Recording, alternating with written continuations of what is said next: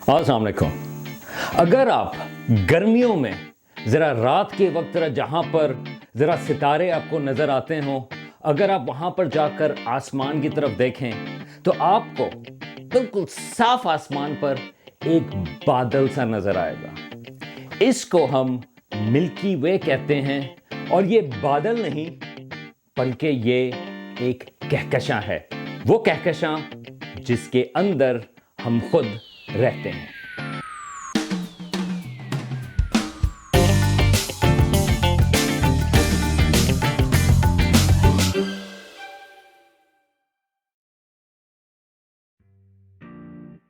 अस्सलाम वालेकुम दोस्तों, क्या आप ये वीडियो अपने घर में देख रहे हैं या अपने दोस्त के घर में या स्कूल में? शायद आप जिस जगह पे भी हों उसका कोई ना कोई एड्रेस यानी पता ज़रूर होगा, जैसे कि मकान नंबर, गली नंबर या मोहल्ला वगैरह वगैरह। लेकिन ज़रा सोचें कि क्या हमारी ज़मीन का भी कोई कायनाती एड्रेस होता है? क्या इसका भी कोई मोहल्ला है? आए ज़रा देखते हैं कि मिस्टर न्यूज़ रिपोर्टर का कायनाती एड्रेस क्या है आखिर। मिस्टर न्यूज़ रिपोर्टर रहते हैं अपने गांव में। वो गांव है पाकिस्तान में, पाकिस्तान है इस दुनिया में, दुनिया है सोलर सिस्टम में।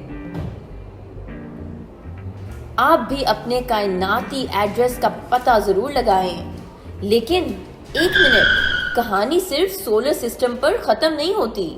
हमारे सोलर सिस्टम का जगमगाता सूरज एक सितारा है जो कि हमारी गैलेक्सी मिल्की वे में रहता है।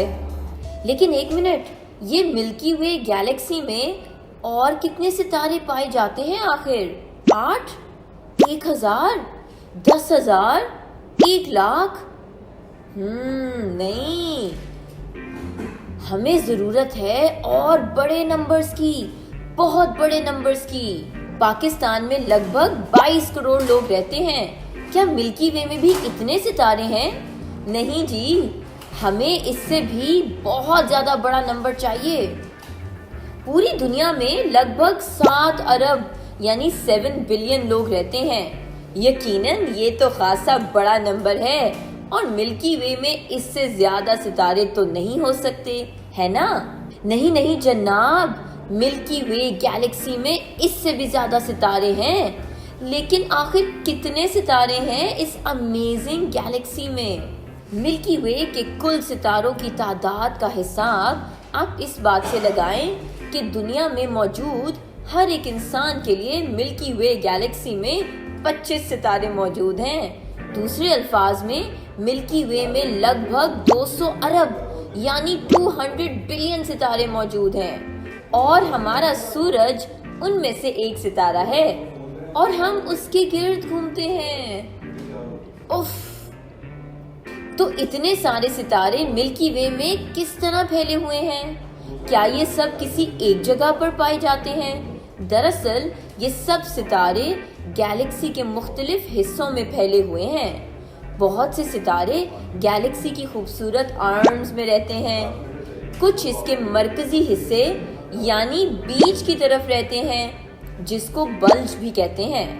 बाकी सितारे गैलेक्सी के इर्द गिर्द एक गोल से घेरे में पाए जाते हैं जिसको हेलो कहते हैं। याद रखें कि आर्म्स, बल्ज और हेलो गैलेक्सी के मुख्तलिफ हिस्सों के नाम हैं। ये सब तो ठीक है, लेकिन आखिर हमारा सूरज किस हिस्से में रहता है जनाब?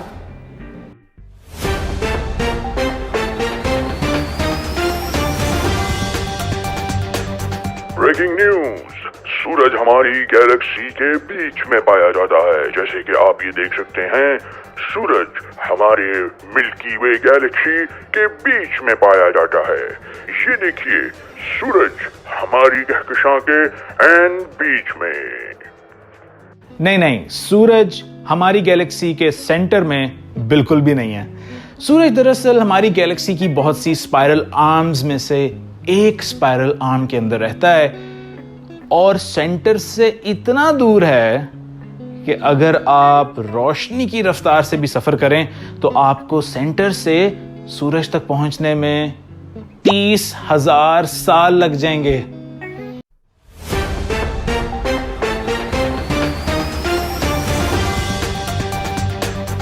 ब्रेकिंग न्यूज, आप देख सकते हैं कि जैसे मैंने अपनी सेल्फी की तस्वीर ली है, इसी तरह मिल्की वे की भी सेल्फी की तस्वीर ऐसे ही ली गई है। जी हाँ, मिल्की वे की तस्वीर उससे बाहर निकलकर कैमरे से ली गई है। इसको कहते हैं मिल्की वे सेल्फी। हमने अपनी गैलेक्सी की सेल्फी तो नहीं ली, लेकिन हम अपनी गैलेक्सी की शक्ल का अंदाजा लगा सकते हैं कायनात में मौजूद और स्पाइरल गैलेक्सीज को देख के। हमारी मिल्की वे की स्पाइरल आर्म्स इंतहाई खूबसूरत ऑब्जेक्ट्स हैं। ये वो जगह हैं जहां नए सितारे पैदा होते हैं, उन गैस क्लाउड्स में जैसे कि ओराइन नेबुला है। और दरअसल स्पाइरल आर्म्स का नीला रंग भी इन्हीं नए सितारों की वजह से होता है। तो ये तो हो गए नए सितारे, लेकिन क्या हमारी गैलेक्सी में कोई ऐसी जगह भी है जहां पुराने सितारे रहते हैं? जी हां, बिल्कुल। उस हिस्से को कहते हैं बल्ज, और ये गैलेक्सी के दरमियानी हिस्से यानी सेंट्रल हिस्से में पाया जाता है। यहां पर ज्यादातर वो सितारे रहते हैं जो थोड़े से बूढ़े हैं और जिनका रंग भी थोड़ा पीला पड़ गया है। और यही वो जगह है जहां हमारी गैलेक्सी का अपना ब्लैक होल रहता है, जिसका नाम सैजिटेरियस ए स्टार है। लेकिन आपको घबराने की जरूरत नहीं है। हमारी अपनी गैलेक्सी का ब्लैक होल हमारे से बहुत दूर है, और ब्लैक होल के अगर आप करीब ना जाएं तो ब्लैक होल से आपको कोई खतरा नहीं है। मेरा मतलब है, ब्लैक होल सिर्फ तभी ज्यादा डरावने लगते हैं जब हम उनके करीब जाते हैं। तो जो हमारी गैलेक्सी का ब्लैक होल है यानी सैजिटेरियस ए स्टार, ये खासा मैसिव है, बहुत ज्यादा मैस है इसका, लेकिन फिर भी ये हमारे निजामे शमसी से कई गुना छोटा है। बल्ज और स्पाइरल आर्म्स के अलावा भी हमारी गैलेक्सी का एक और हिस्सा है जिसने गैलेक्सी को चारों तरफ से घेर रखा है। इसको कहते हैं हेलो, और हेलो में गैलेक्सी की सबसे कदीम तरीन यानी सबसे पुरानी चीजें रहती हैं, और मेरे ख्याल से सबसे खूबसूरत ऑब्जेक्ट्स भी हेलो के अंदर पाए जाते हैं, जो कि हजारों और लाखों सितारों का झुरमुट बनाते हैं।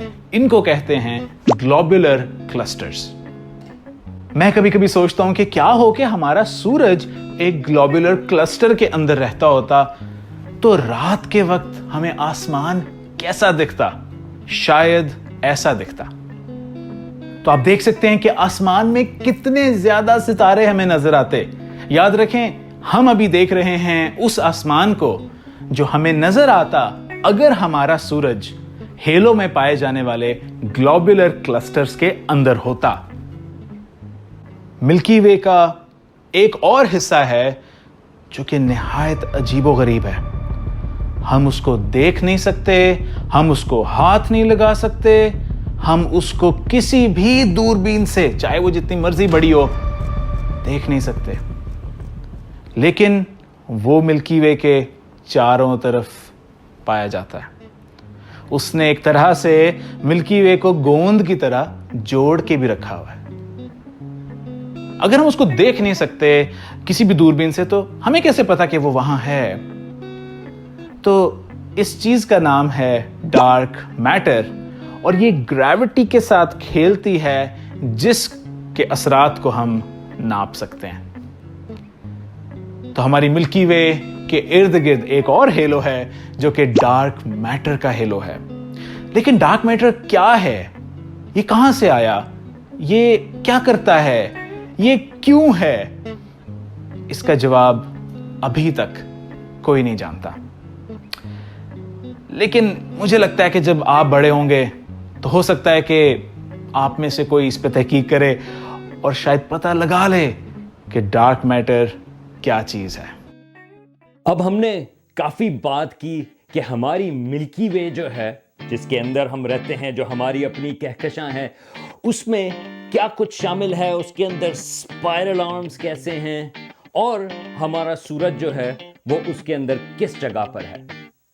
अब दरअसल पता यह चलता है कि ये जो गैलेक्सी या ये जो कहकशां है मिल्की वे, वो खाली अकेली नहीं बल्कि हमारी कायनात में अरबों कहकशाएं हैं। और ये जो स्पाइरल आर्म्स हैं जो हमारी अपनी कहकशां के कैरेक्टरिस्टिक हैं, वो हर कहकशां में शामिल नहीं। तो ये और कितनी किस्म की कहकशाएं हैं और वहां पर किस किस्म के स्ट्रक्चर पाए जाते हैं, इस सिलसिले में फिर कभी बात करेंगे।